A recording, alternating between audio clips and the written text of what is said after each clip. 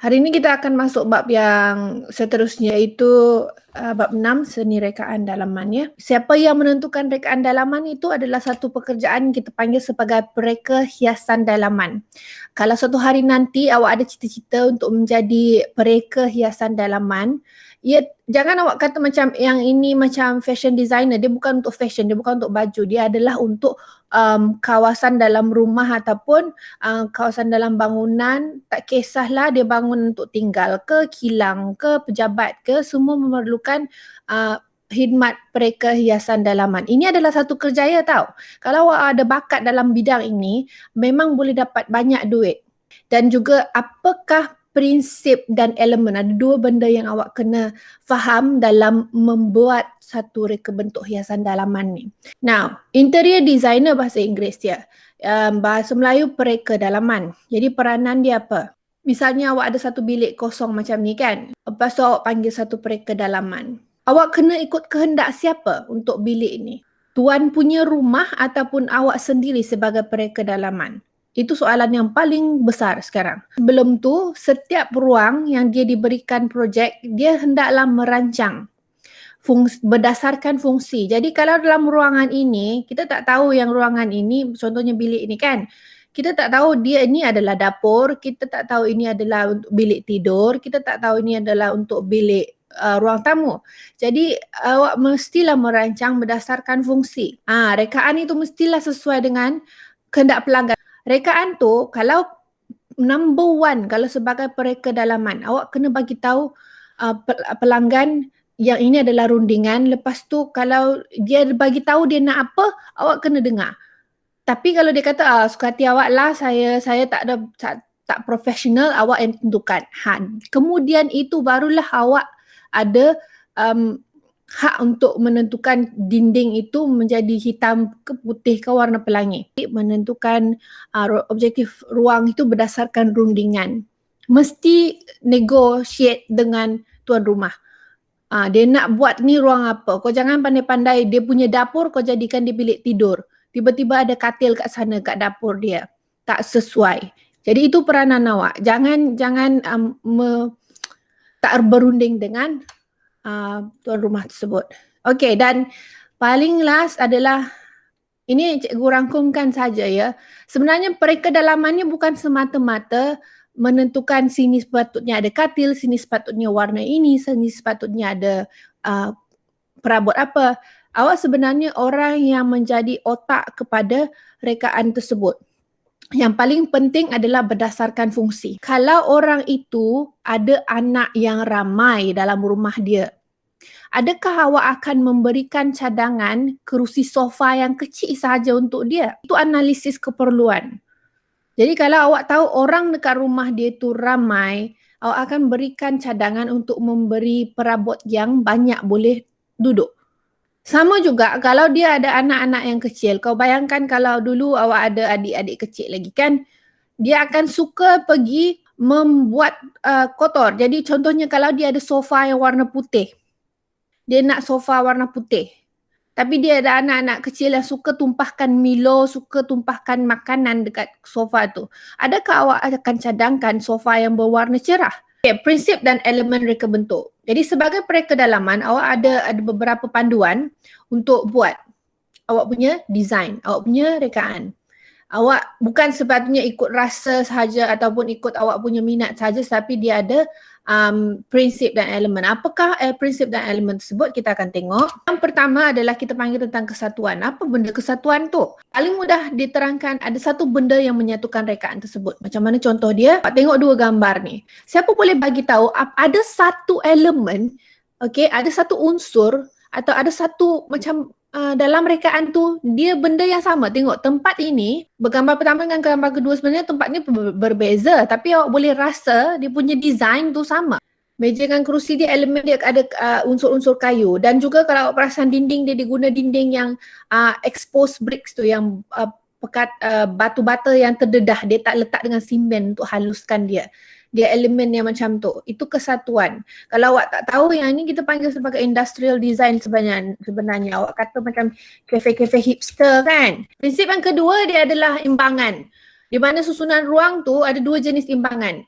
Timbangan simetri dan tak simetri. Simetri ni betul-betul seimbang kiri dan kanan. Tidak simetri dia tak seimbang kiri dan kanan.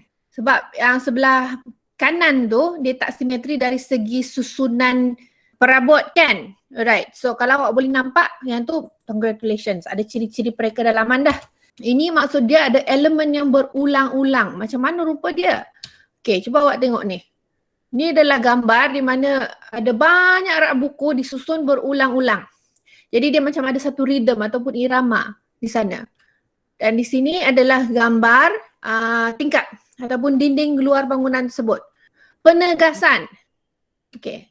Sebelum cikgu terangkan, cuba tengok dua gambar ni dulu.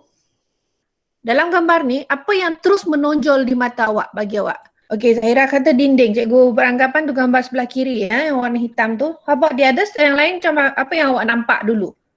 Benda pertama yang awak, wow, apa dia di situ? Sangat-sangat terang, sangat-sangat mengejutkan. Penegasan bermaksud ada elemen yang menjadi fokus utama. Artinya bila masuk dalam satu ruang tu, awak ada satu benda yang nampak. Oh, saya nampak dinding dia. Oh, saya nampak kerusi dia berwarna, cushion dia warna ni. Oh, saya nampak langsir dia macam tu. Jadi dia ada unsur penegasan. Kontra. Kalau tadi penegasan, benda yang menjadi fokus utama, kali ni dalam dua gambar yang cikgu berikan ni, apa yang awak akan nampak sangat-sangat berbeza. Macam yang, oh, saya perasan ni betul-betul tak sama. Apa?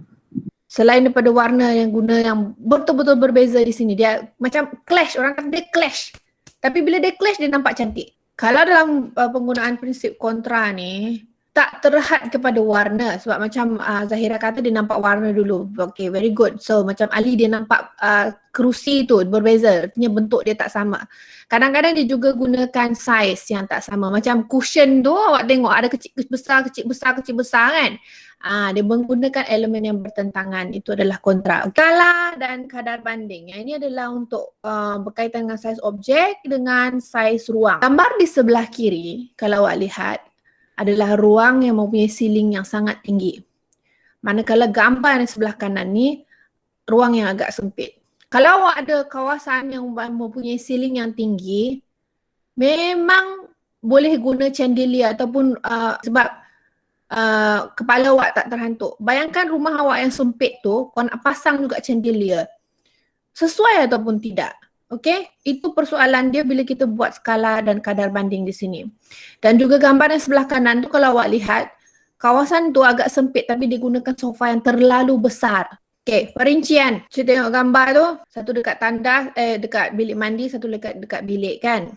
Okey, perincian ni, tugas sebagai pereka dalaman dia juga mesti memerhatikan detail-detail kecil seperti macam cadar tu, apa corak yang sesuai digunakan untuk menghias bilik tidur. Jubin ni color dia warna apa, susunan dia macam mana. Itu adalah kita panggil tentang perincian. Sikit lagi kita tengok elemen rekaan. Kita tengok gambar ni Apa awak rasa elemen yang terlibat di sini? Sengaja. Yes, Zahira kata ruang. Yes, very good. Bila awak buat suatu rekaan, awak kena prihatin dengan ruang tersebut. Kalau dah sempit, kau jangan sibuk-sibuk nak letak perabot yang macam yang gedabak sangat, yang besar sangat. Kalau ruang kecil, guna perabot yang sesuai. Okay, ruang ada dua jenis. Dia panggil ruang positif di mana kawasan itu telah diisi dengan perabot, dan ruang negatif adalah ruang yang tiada perabot. Untuk ni pula, gambar ni, cuba awak tengok. Apa elemen awak rasa yang memberikan suatu kawasan ni nampak wow gitu? Yes, cahaya. So kalau awak perasan, kalau tak ada lighting yang special ni, sebenarnya tempat ni macam biasa-biasa je tau. Jadi awak kena faham pencahayaan, lighting ni ada dua jenis. Lighting yang pertama kita bergantung dengan matahari, iaitu bila kita ada tingkap lighting biasalah macam tingkap yang besar, pintu yang besar, lighting dari luar boleh masuk, nampak tempat tu berseri-seri lah, tak gelap. Ataupun yang kedua adalah yang secara buatan menggunakan lampu-lampu awak yang cantik-cantik macam ni lah. Okay, yang ni pula cuba tengok apa satu benda yang menyebabkan, perhatikan dia punya corak dinding, perhatikan corak dekat dia punya cushion dengan carpet dia dengan kawasan-kawasan sekeliling. Apa satu benda yang awak boleh lihat? Yang garisan dia. Yes, betul. Di garisan. kita ada 3 jenis garisan sebenarnya, mendatar, flat, menegak dengan dinamik ni suka dia macam mana lah. Sebenarnya garisan sahaja pun kau tak payah pakai corak bunga-bunga, corak macam-macam pun boleh menjadikan design dah sebenarnya. Yang ni cikgu bagi tahu terus, kau lihat dalam gambar pertama dengan kedua ni adalah bentuk. Cuba tengok, memang bentuk dia special kat sini, memang sangat special. Tapi dalam gambar pertama dengan kedua, dia ada perbezaan yang paling ketara. Kenapa? Sebab ada 2 jenis bentuk. Kalau awak nampak bentuk yang pertama, yang first tu dia macam tak ada tempat tajam tau. Tak ada yang tajam, dia bulat, bujur, dia berdasarkan bentuk alam, dia organik, dia tak ada bucu tajam. Manakala gambar yang kedua tu, dia sangat berbentuk geometri. Semua ni ada macam corner-corner yang tajam. Okay, itu dia menggunakan elemen geometri. Gambar seterusnya, apa elemen terlibat di sini? Cuba tengok dinding. Bayangkanlah awak sentuh dinding tu, awak boleh rasa tak dinding tu tak rata? Boleh kan? Jadi itu panggil sebagai jalinan. Dalam bahasa Inggeris dia panggil texture. Ada jalinan yang rasa, awak boleh rasa. Jalinan tampak ni macam dekat kapet. Macam tak rata tapi sebenarnya dia flat. Sebab dia guna corak biasa sahaja. Yang di sini pula adalah berkaitan dengan warna, awak boleh lihat saja kan. So warna ni kadang-kadang guna warna yang sama macam warna purple ni, tapi ada warna purple pekat, ada warna purple yang cair. Okey, itu warna semua orang tahu. Elemen seterusnya yang terlibat di sini, confirm lah awak tengok je boleh tahu, iaitu corak. Selain daripada warna tadi, awak boleh bermain dengan corak juga. Tugasan hari ini sangat mudah sahaja. Awak senaraikan apa peranan perekedalaman. Yang kedua, baru je kita bincang tadi, elemen dan prinsip rekaan. Awak sebutkan saja macam corak, warna, penegasan, kontra, tak payah nak bagi contoh ataupun tak payah nak bagi penerangan terhadap benda tersebut.